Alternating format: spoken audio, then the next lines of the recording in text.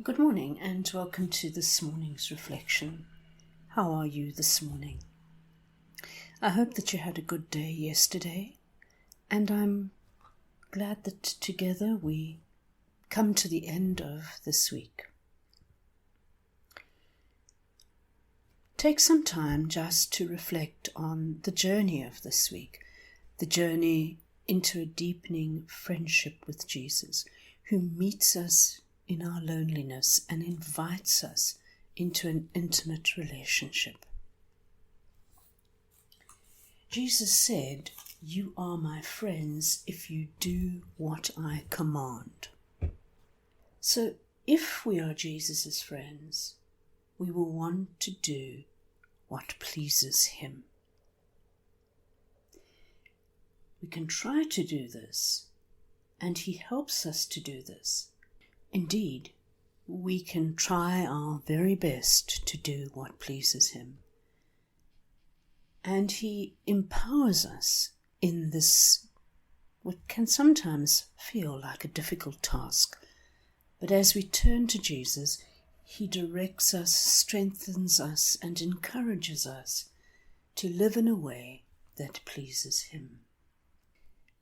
Indeed, it can be very hard.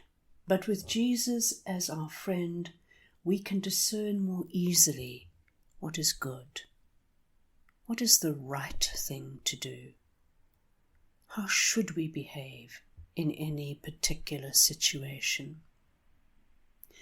Jesus does not impose his teaching on us as something heavy and burdensome. He's not trying to take the fun out of life. He truly wants what is best for us.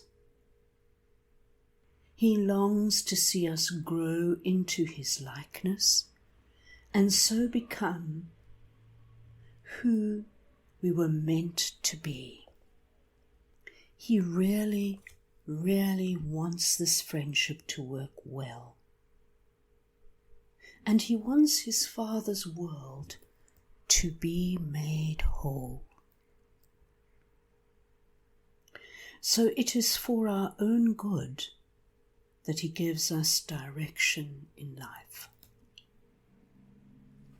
We need to give very special attention to the words of Jesus.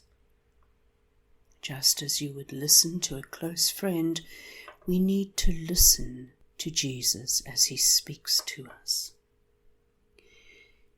There are big words and there are little words. The big words underline the absolute centrality of love in his teaching. He says, "Love the Lord your God with all your heart, with all your soul, and with all your mind." The second is like it, "Love your neighbor as yourself." Those are big words. But then there are the little words such as justice is important. Bless those who curse you. Do not judge, and love your enemies. These words show us the meaning behind the big words, so that we understand what it means to love, so that we understand what love looks like. So if we are to be Jesus' friend, we have to make a conscious decision to love. We have to ask ourselves, what is the most loving thing to do in these particular circumstances? But of course, we need help to do this. And Trevor Hudson tells us a little story that helps to illustrate how difficult it can be to love, particularly those that we live with. He says he remembers a particular evening when his wife woke up in the morning and she said to him that during the night she had received a particular insight about a health issue with which she was struggling. And he says that he was looking at his cell phone and catching up on the soccer score from a previous night's game. And when his wife saw what he was doing, she said, "Trevor, I'm not going to say any more until you have put down your phone." And then he admits, rather sadly, that his response was, "Well, then don't tell me." And with that, his wife walked out of the room. And he lay there in bed, feeling very much a failure. He had a sense of Jesus nudging him and saying, "You need to go and say sorry for your response, and I will help you." He had the sense of Jesus saying, "Do not ever give up learning to love the way I love you. Receive my forgiveness, then go and give your full attention to your wife, and I will love her through you as well." And so that's what he did. He got out of bed, he went to where his wife was making coffee, and he said to her, "I'm really sorry for the way I responded. I do want to hear what you're thinking about your health. Can we talk?" The truth is, of course, that we learn to love through our failure to love. And we learn in our failure to turn to Jesus, to ask Jesus to show us how we go about loving. Jesus is able to help us listen better. He is able to help us communicate better. But it is only Jesus who can transform our hearts.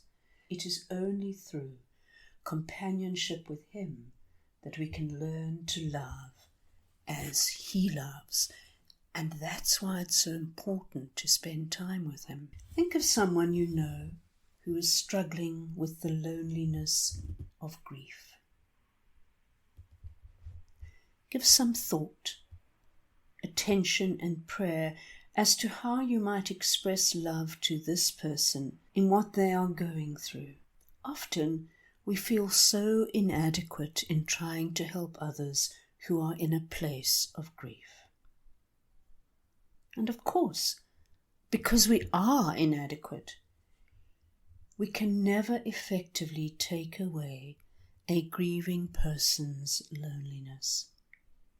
So what can we do? In our inadequacy, we can ask our divine friend to be with us and to befriend our grieving neighbor through our presence and care when we go and visit. When we are with the person, we should never try to fix up their grief. We do not tell them how to feel or what to think or what to do. We stay away from God language that may sound hollow or superficial or empty. What can we do? What we can do is offer the gift of our listening presence, our thoughtful attention, and our friendship love. We can be there with them as best as we can all the time. We inwardly ask the Lord to touch their life through our friendship with them. And so today, may you ask yourself this question: what is the most loving thing that I could do in any given situation today?